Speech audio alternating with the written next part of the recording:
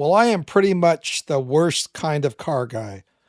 I drive a 14-year-old car and I have minimal mechanical ability or knowledge. And recently, that combination almost sunk me on a vacation trip, but I survived. I came out of it, though, with a good life lesson and one that I immediately applied to our recovery from porn. We'll get to that story and my application after the intro. Welcome aboard. Guys ready?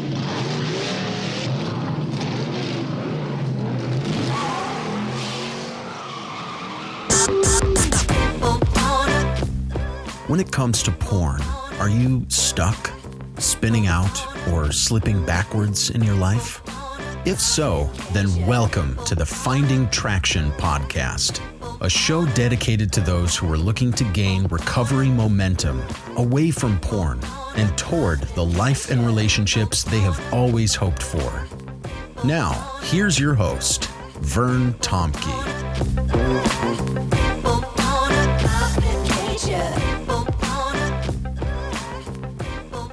Well, guys, we are essentially heading into the fall. A number of classes have started, people are heading back to school, and it is a great time to think about your recovery.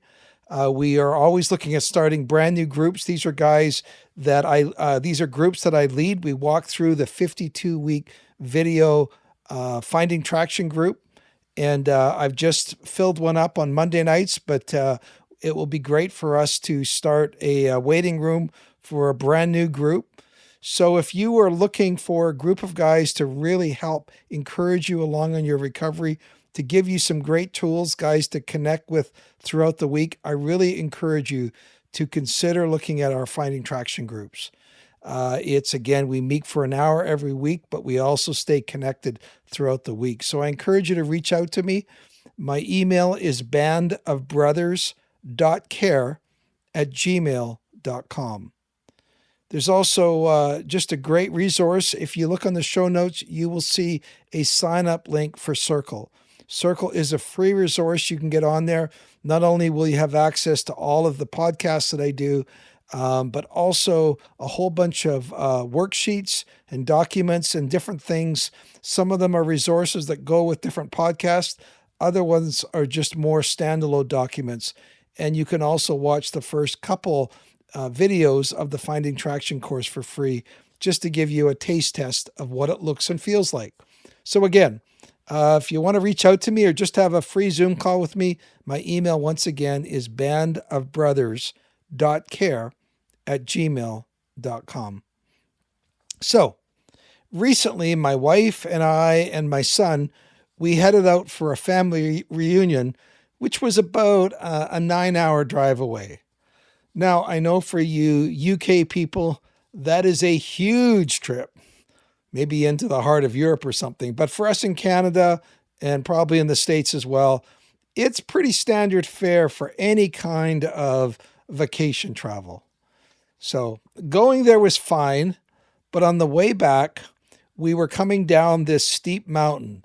The name of it is Anarchist Mountain. Great name, right?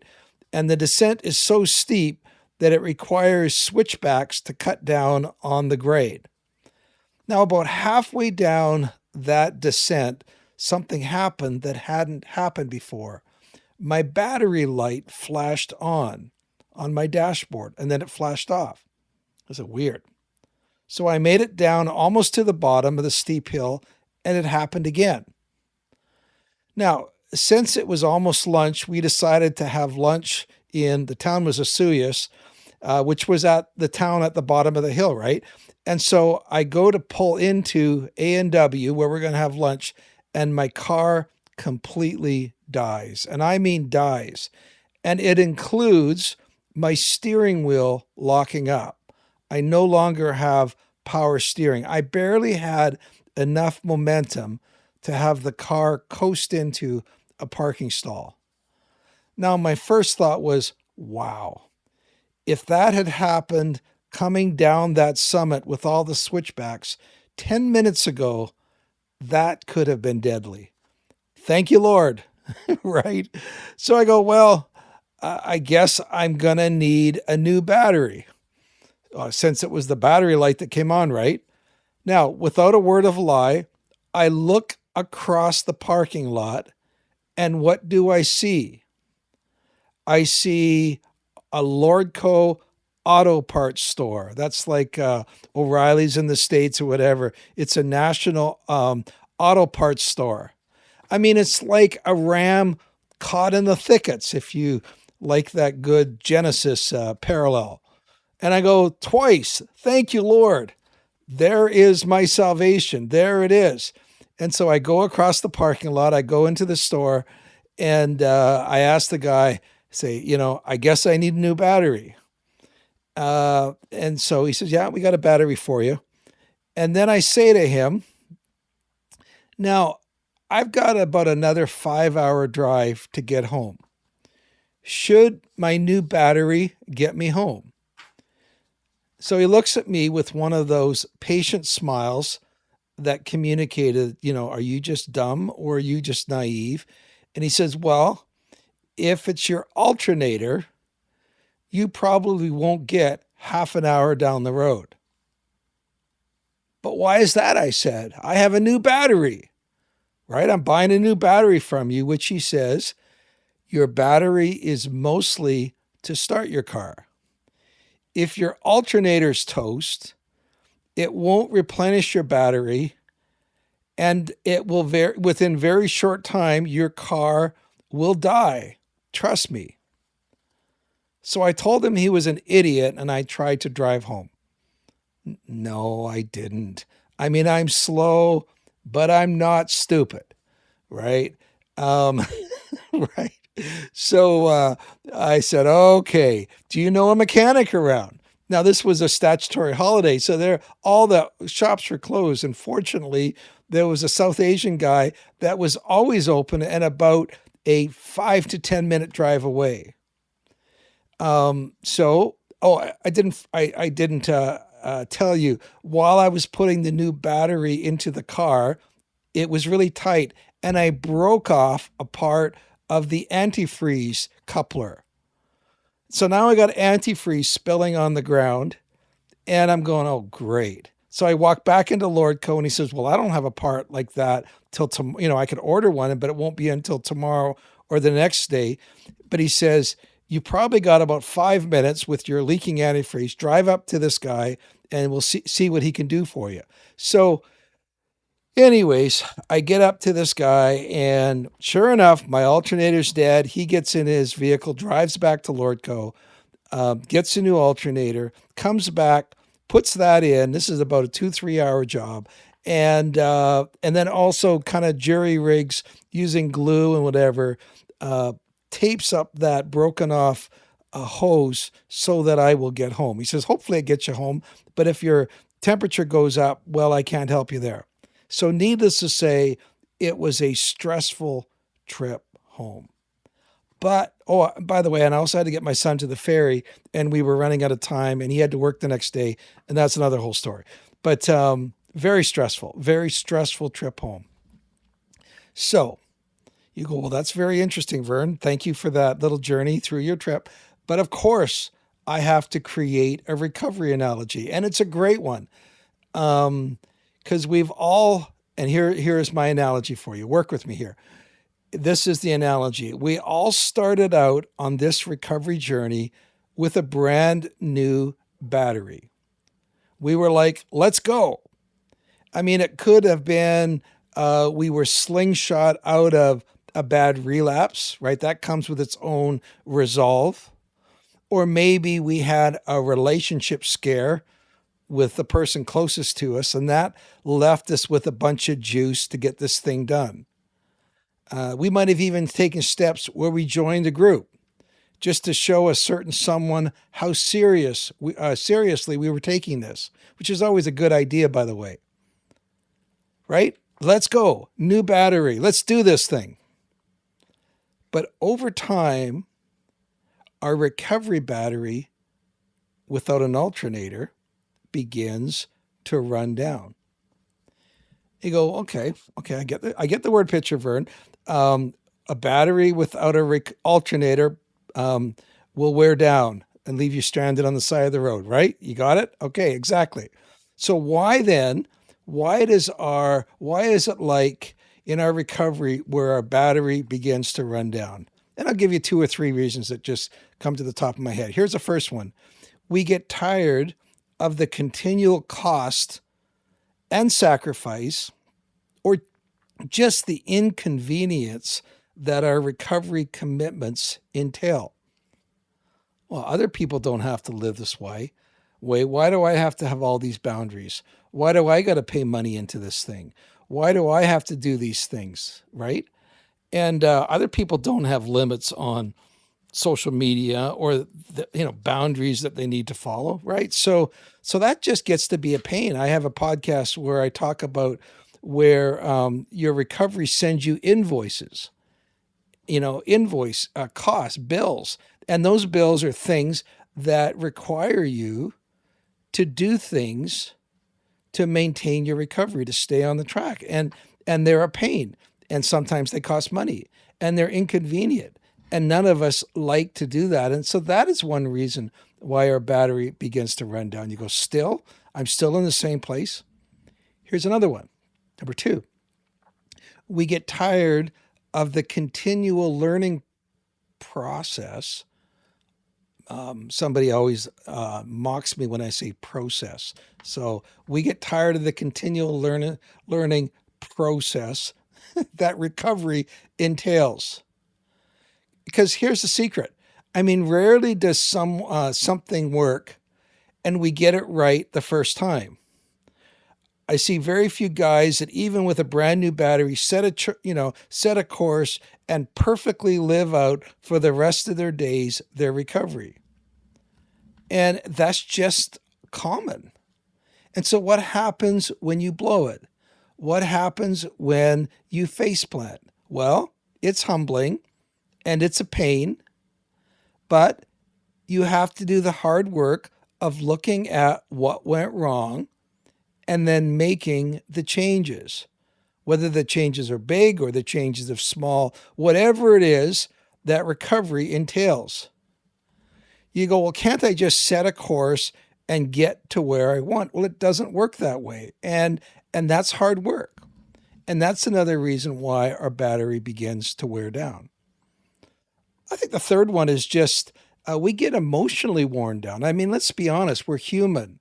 How many things do you get excited about or committed to that you can maintain week after week, month after month, year after year?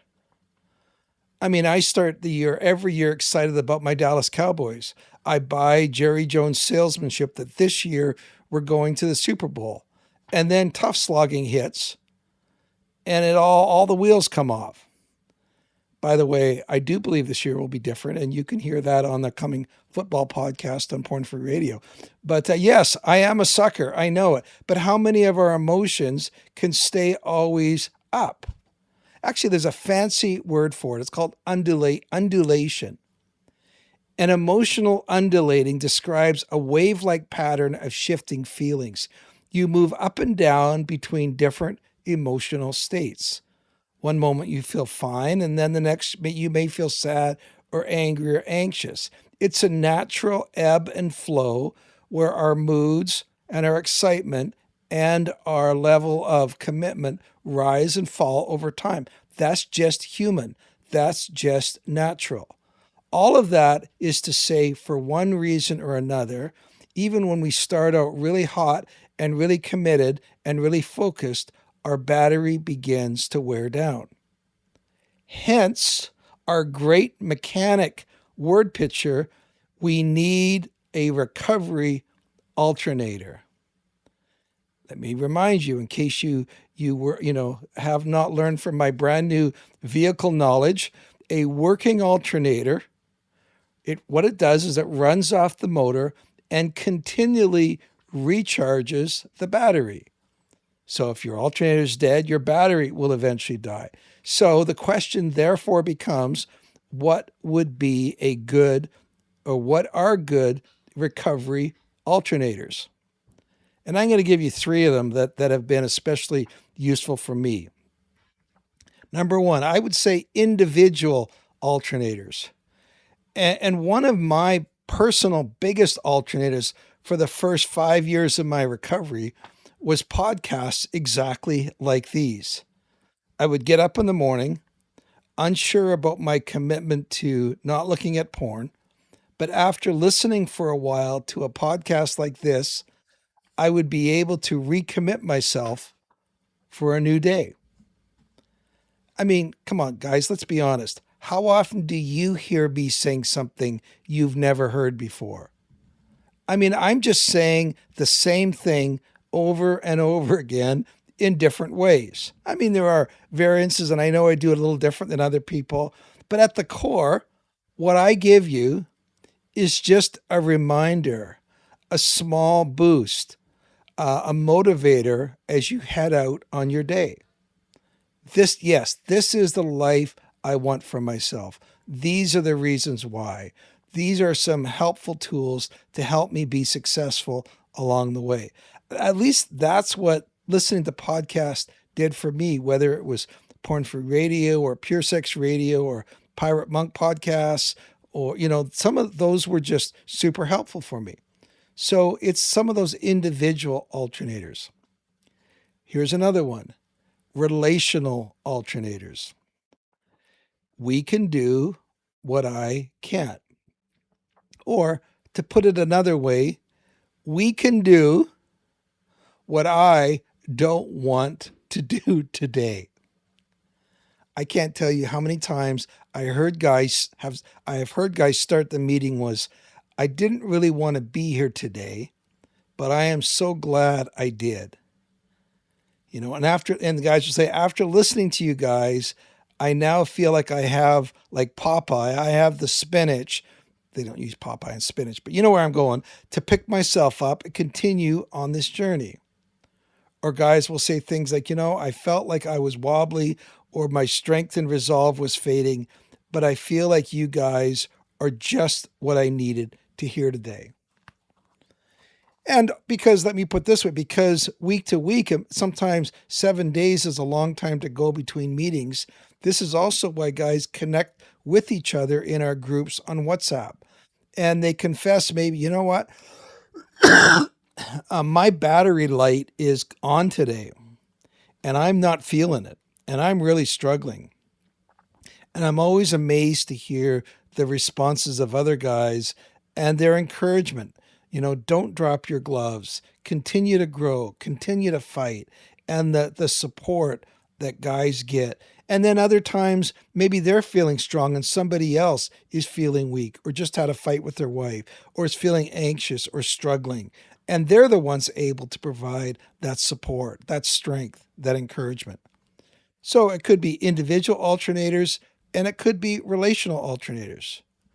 And finally, I want to include, for me, a follower of Jesus, I want to include what for me has been a spiritual alternator.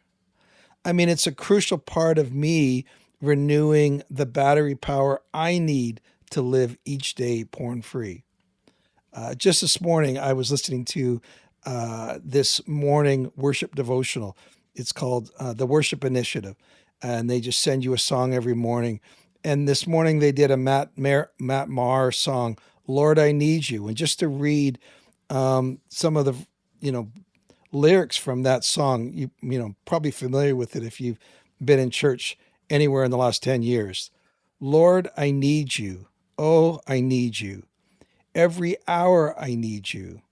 My one defense, my righteousness. Oh God, how I need you.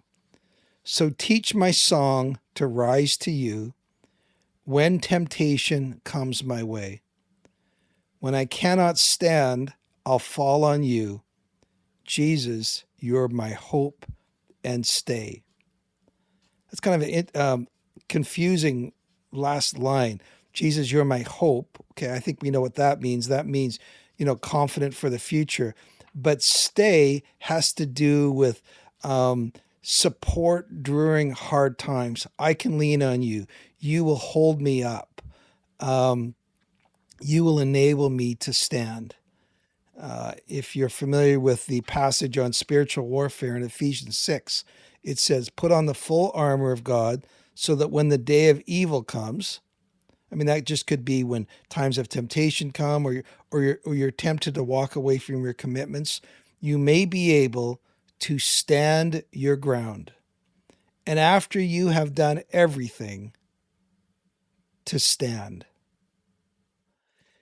The other thing that came out of just my time as I was reading a passage in the Bible was just this phrase: in Jesus, my alternator, I am safe, I am secure, and I am settled. And so I don't know what your alternator is, but you need to find one. You need to find individual ways of recharging your battery. You need to also find ways where you can engage with other people, because if you're disconnected, if you're isolated, you're not going to make it if porn is truly embedded in your life. And finally, my hope is I guess you would also find spiritual ways to connect as well. So guys, hopefully that you not only learn some recovery information, but hopefully you learn from the least likely of sources some mechanical and car worthy information as well. We'll see you next time.